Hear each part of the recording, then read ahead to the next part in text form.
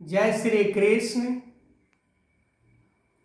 भगवान कृष्ण अर्जुन को कर्म योग, सांख्य योग के बारे में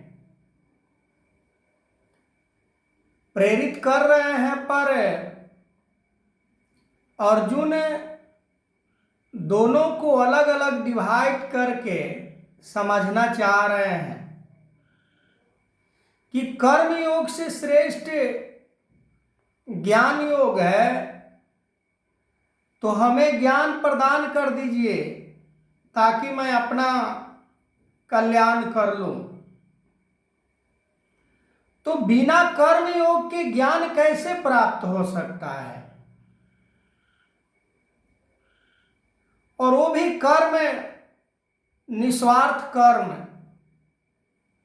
जो अपने लिए नहीं दूसरों के लिए। ये बड़ा टेढ़ी लकीर है। अर्जुन के मन के अंदर पूर्ण रूप से वैराग उत्पन्न नहीं हो रहा है।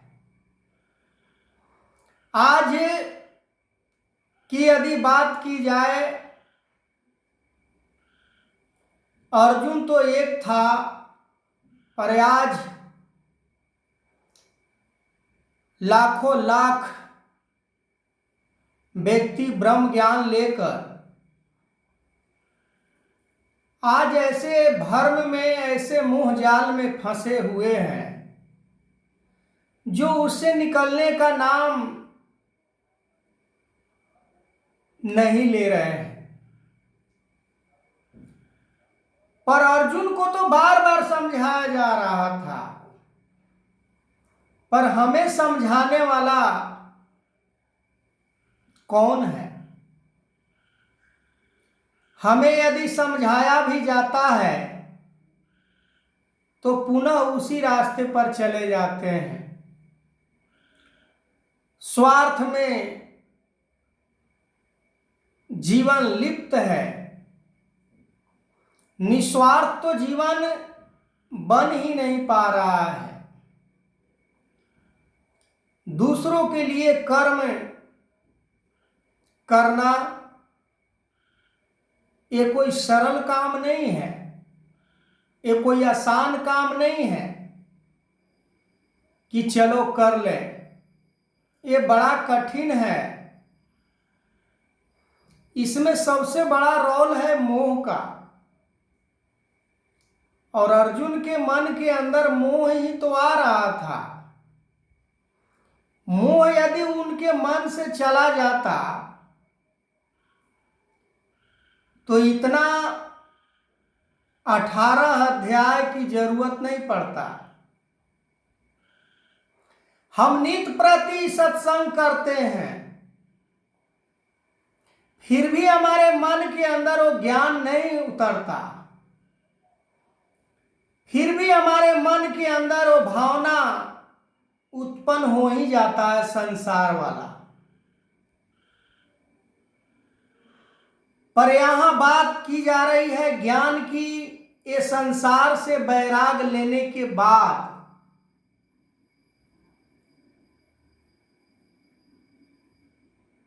भगवान कृष्ण अर्जुन को पूर्ण रूप से वैरागी बनाना चाह रहे हैं, राग द्वेष से रहित करना चाह रहे हैं। ऐसे तो लगता है कि ये निराकार परमात्मा बड़े आसानी से प्राप्त हो जाता है, पर यह आसान काम नहीं है। मन बेचिए गुरु के पास, मन को गुरु को समर्पण करने की बात की जा रही है, क्योंकि यदि हमारे पास मन रहेगा तो तरह तरह के भावनाएं उत्पन्न होंगे उस मन से।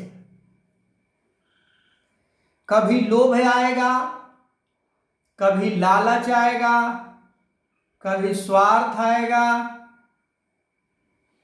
अनेकों प्रकार के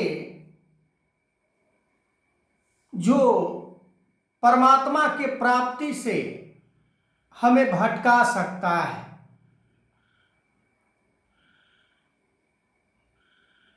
हम पूर्ण रूप से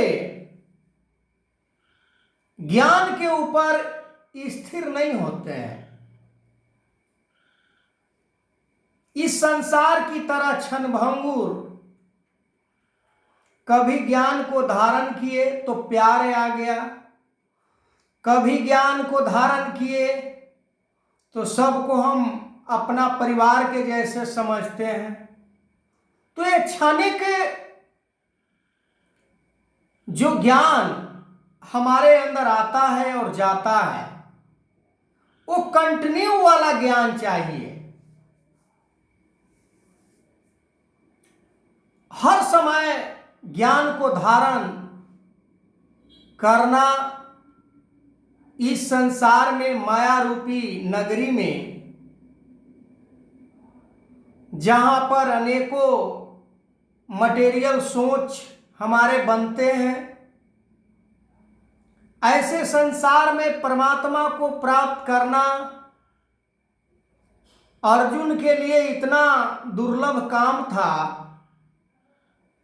तो शायद आज भी उससे कम नहीं है दुर्लभ। हम चाहते हैं कि परमात्मा को प्राप्त कर लें, पर हमारा मन स्थिर नहीं होता। हम मन को गुरु के चरणों में समर्पण नहीं कर पाते हैं, धन को भी नहीं कर पाते हैं, तन को भी नहीं कर पाते हैं।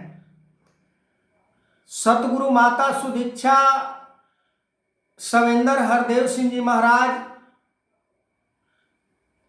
समर्पण के ऊपर बहुत जोरों से फोकस कर रहे हैं। आगे मैं इस वीडियो को कंटिन्यू करूंगा। यदि आप फेसबुक में देख रहे हैं तो फॉलो कीजिए। यूट्यूब में मेरा चैनल लाला कुमार पासवान गीता के नाम से है, वहां जाइए। ऐसे ऐसे वीडियो भागवत गीता से आपको नित्य प्रति रोज मिलता रहेगा। चैनल को सब्सक्राइब कर लीजिए और ऐसे ऐसे जहां परमात्मा की बात की जा रही है, परमात्मा को प्राप्त करने की बात की जा रही है, इसमें इंसान को आज मजा नहीं आता है, आनंद नहीं आता है। ये संसार की यदि प्राप्ति की बात की जाए ना, धन दौलत की, मान प्रतिष्ठा की, तो इंसान ना जाने क्या क्या कर लेता है। जय श्री कृष्ण।